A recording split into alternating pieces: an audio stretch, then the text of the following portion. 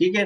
अच्छा, उसके बाद टिल का इस्तेमाल, we use till before the time, किस तरह, I will come to meet you till, यहाँ जब भी आप टिल का लफ्ज इस्तेमाल करें ना तो उसके बाद हमेशा आप टाइम का इस्तेमाल करते हैं। आप कहते हैं टिल 8 PM या आप कहते हैं कि till 7 PM।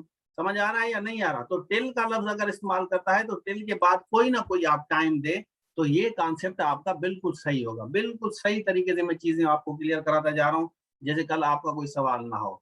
Which one of the following is correct? जैसे मैंने आपको कल बताया था, I am used to teaching English, they were used to teaching English, और they used to teach English। तो इसमें जो चौथा ऑप्शन आपका आता है ना, जब आपको सारे सेंटेंस सही देंगे फिर आपका कहेंगे all of them, इस तरह ऑप्शंस आते हैं। all of them आपका कहते हैं, या आपका पांचवा ऑप्शन आता है यहाँ पे none of them, इसमें से कोई भी सही नहीं है।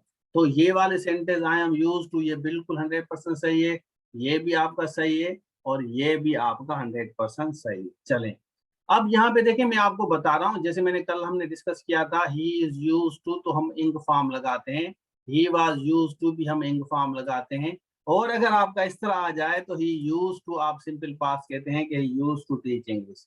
ठीक है, तो अगेन हम यहाँ पे आ रहे हैं, which one of the following is correct, I am use to teaching, ये भी आपका सही है। They were use to teaching भी सही है, दे यूज टू टीच भी सही है। अच्छा, जैसे मैंने आपको बताया कि pen is use to write, तो पेन ये पैसिव वॉइस सेंटेंस है भाई। Mobile is use to play PUBG, mobile इस्तेमाल की जाती है पबजी बना खेलने के लिए। और I am use to writing, मैं लिखता आ रहा हूँ। अच्छा, अब ये मैंने क्यों बनाया है, ये थोड़ा सा मैं बताना चाह रहा हूँ कि पैसिव वॉइस एक्टिव वॉइस किस तरह होते हैं। आई प्ले गेम आप कहते हैं ना, तो गेम आप यहाँ रखते हैं, गेम के बाद सिंगुलर है तो इज प्लेड बाय मी। ठीक है, आई प्लेड गेम लगाएंगे तो यहाँ वाज आ जाएगा, बाकी फार्मूला आपका दोनों का सेम होगा। अगर आप यहाँ पे विल लगाएंगे तो विल बी कन्वर्ट होगा, बाकी फार्मूला सेम होगा।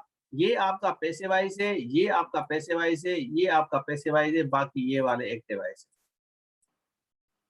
चलें, सपोज टू वाला same is the case with causative sentence, जैसे अभी मैंने बताया कि कल वाले पेपर में आया था, मैंने खाना मैंने पकवाया, खाना पकवाया। आई गॉट मील कुक्ड, मैंने खाना पकवाया, ये खाना है, यहाँ पे ए दे दें।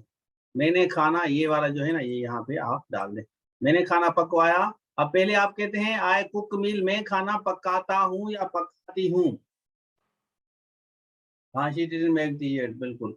तो मैं खाना पकाती हूँ या पकाता हूँ, आई कुक मील। अगर मैंने खाना पकवाया कहेंगे तो आई गॉट लगाएंगे, I got meal cooked, I got my work done, मैंने काम करवाया, मैं काम करवा रहा हूँ। I am getting my car repaired, मैं अपनी कार रिपेयर करवा रहा हूँ।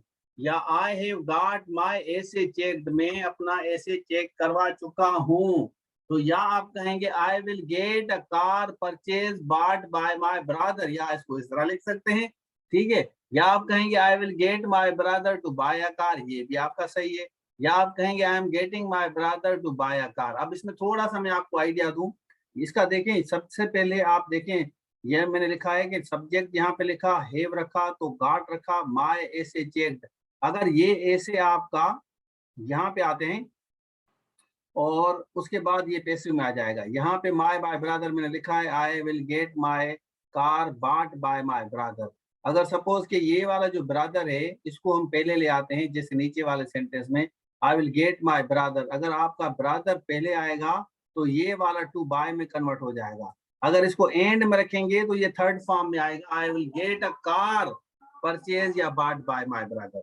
ठीक है, इसी तरह I am getting my brother to buy a car, मैं अपने भाई से कार खरीद करवा रहा हूँ।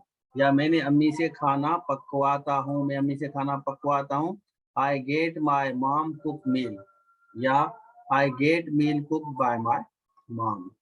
ठीक है, तो यहाँ तक बस इसको एंड करते हैं, उसके बाद में छोटी सी आपको टेस्ट भेजता हूँ, फिर आप वो टेस्ट कर लेना।